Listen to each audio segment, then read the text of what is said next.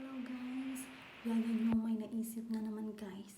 At syempre, hindi pwedeng hindi ko to i-share sa inyo. So, bago ang lahat, mag-intro muna tayo.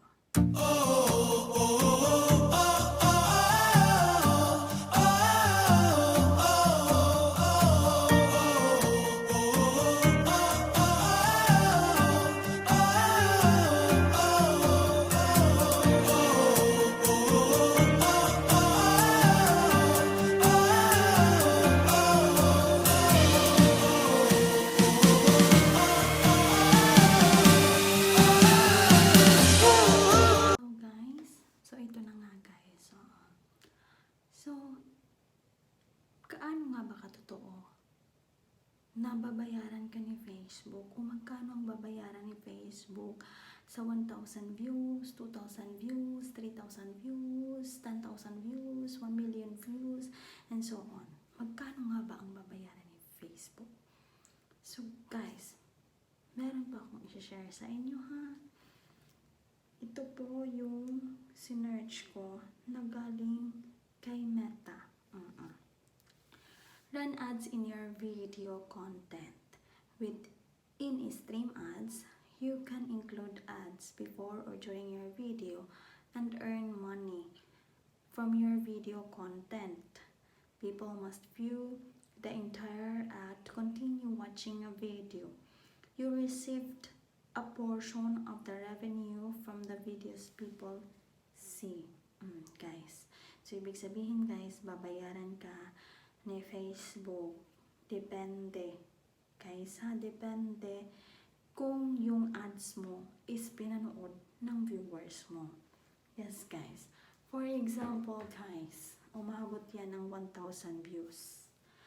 Pero guys, yung 1,000 views na yun guys, is iilan lang yung nanood ng ads na inassign or ibinigay ni Facebook sa video na in-upload mo. So, konti lang ang bayad ni Facebook sa'yo. Yes. Hindi totoo guys, nababayaran ka ni Facebook sa 1,000 views na yun. Hindi guys, kasi nga babayaran ka ni Facebook or meron kang share sa income. Yes, sa income. Sa bayad ng mga ads. Hindi po guys, babayaran ka ni Facebook dahil sa views. Views ng in-upload mong video. Kundi views kung ilan yung nanood ng ads na inassign o binigay ni Facebook sa in-upload mong video. Yes guys. So, hindi nagmamatter guys kung ilang views. Yan. Yes guys. Kasi guys, for example guys, may isang viewer na pinanood ang video mo up to 1 minute hanggang 2 minutes. Yes guys, pero hindi niya pinanood ang ads na binigay sa'yo ni Facebook o binigay sa video mo. Guys, counted siya as 1 view but hindi siya counted sa payment mo. Yes guys, hindi siya counted sa sahod na sa papasok na sahod sa'yo. Yes guys. Kasi nga guys, babayaran ka ni Facebook o sasahod ka kay Facebook, may papasok na sahod sa'yo pag pinanood ng viewer mo yung patalastas sa video mo. For example guys, nag-upload ka ng long video. So, sabihin na lang natin 9 minutes. So, yung 9 minutes na yun guys, pwede kang bigyan ni Facebook ng 2 hanggang 3 ads. Yes, ads. So, for example guys, yung 1,000 viewers na yun guys, is talagang legit, talagang totoong nanood ng video mo. For example, from the beginning till the end of the video. Yes guys, simula hanggang katapusan ng video, pinanood nila lahat ng ads na binigay ni Facebook, pinanood nila. Guys, malaki ang bayad ni Facebook sa'yo.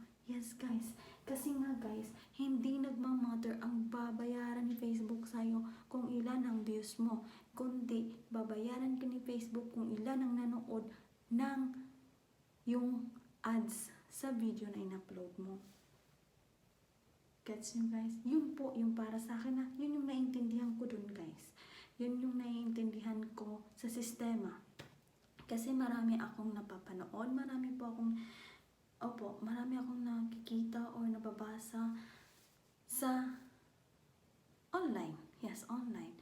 Na, yun nga, palagi silang nagbibigay ng computation. Computation kung ilan nga ba. Hanggang sa sinerge ko kay Google kung magkano nga ba ang ma-receive mong sahod kay Facebook sa 1,000 views. Guys, meron nga akong napanood guys na base daw po dun sa mga kumbaga sa mga experts. $8.76. Yeah, in every videos na i-upload mo.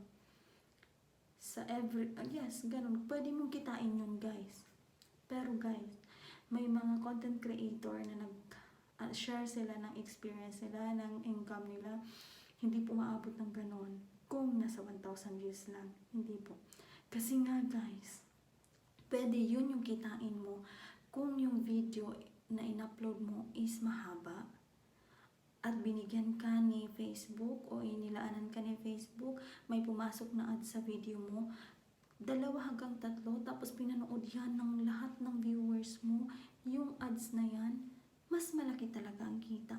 Kasi nga guys, hindi nagmamatter ang kita mo sa video mo, sa kung ilan ang views mo. Hindi guys, kundi kung ilan ang nanood sa ads na binigay o inassign ni Facebook sa video ang in-upload mo. Yun lang guys. Sana naintindihan niyo po. At sana po hindi po ako nagkakamali. Huwag niyo po akong ibabasya.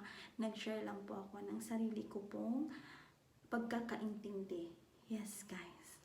So guys, sana naman guys, panoorin niyo na po guys. Yes, panoorin niyo po yung mga videos na ina-upload ng mga content creator. Hindi lang po sa simula, kundi hanggang katapusan po. Sana po maintindihan niyo. Thank you po. Bye.